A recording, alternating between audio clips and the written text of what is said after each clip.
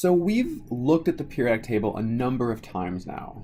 Let's go ahead and take a few minutes to explore the periodic table in a little bit more detail and think about why these elements are grouped in the way that they are.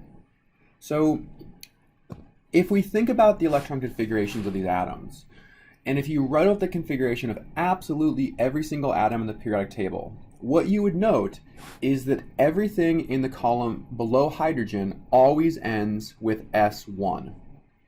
Everything in the column below beryllium ends in S2. Everything below boron ends with P1. Below carbon's P2, nitrogen's P3, oxygen's P4, fluorine is P5, and below neon is P6. Helium's kind of an outlier. Based on electron configuration, it should technically be positioned here, but since the first shell only has the S subshell, helium often gets grouped with the other elements on the right side, and you'll see why that is here shortly.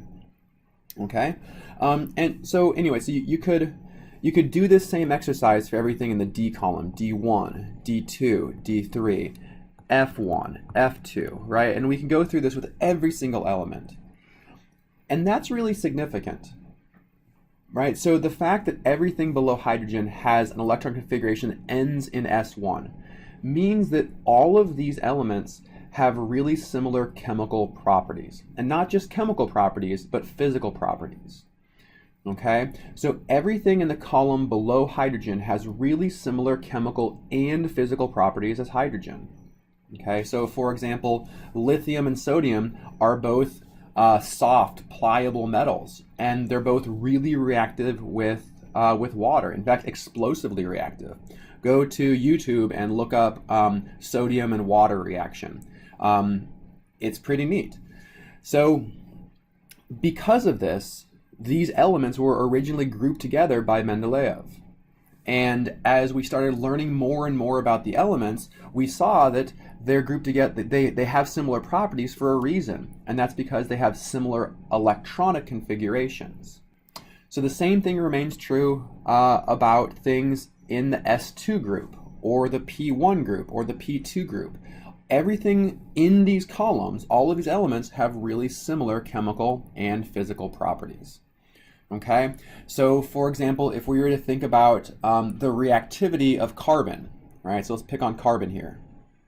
If we were to predict an element in all of the known elements that would react in a way that's similar to carbon, we would have to say something that's in its group. So silicon, or germanium, or tin, or lead. Because they all end with a P2 electron configuration, they would all have similar reactivities. Okay, so let's now take this and kind of explore other similarities with elements. All right, so everything in the first column, the first group of the periodic table, we call these alkali metals.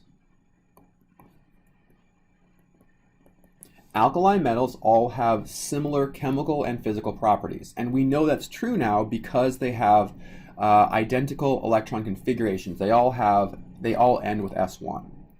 So they're grouped together and they're called alkali metals. Things in the second column, so things here, we call these alkali earth metals.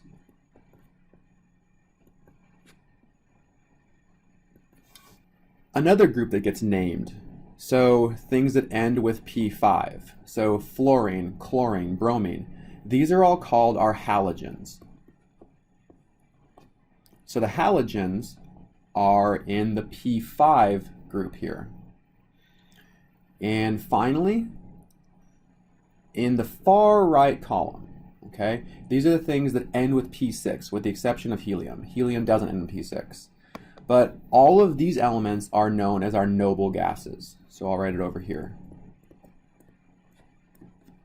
Okay, elements on the far right side are known as noble gases, and they're distinguishable because they're highly unreactive.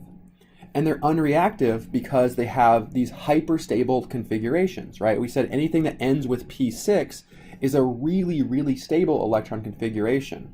And everything in the noble gas column has a full shell. And full shells are really stable, so they're non-reactive. Noble gases are not reactive. All right? Everything in the D block here, we call these transition metals. And everything in the F block, so down here, this region, we call these rare earth metals.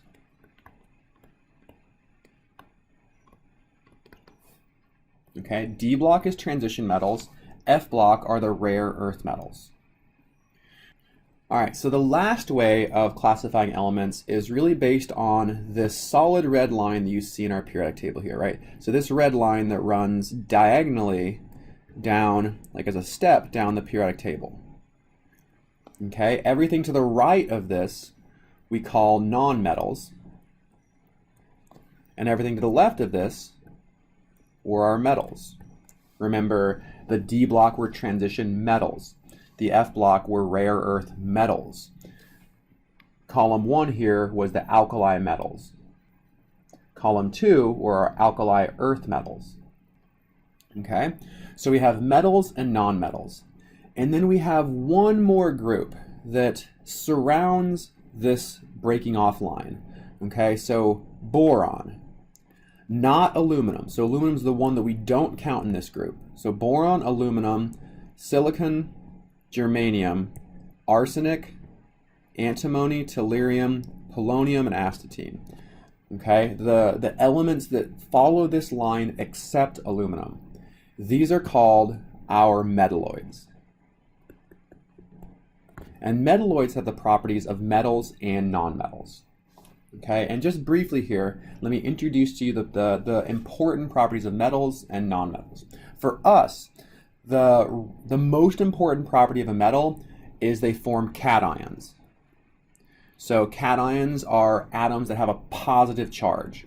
So a positive charge, never, ever, ever a negative charge. That's something I want you to know. Metals never form negative charges, ever. Okay? On nonmetals can become anions. They will accept electrons to become anions. The metalloids can be either. They can be either cations or anions. And if you read your textbook or you look online, you're going to find other distinguishing characteristics about metals, nonmetals, and metalloids. But for this class, that's the most important thing to know, is that metals are cations, nonmetals are anions, and metalloids can be either.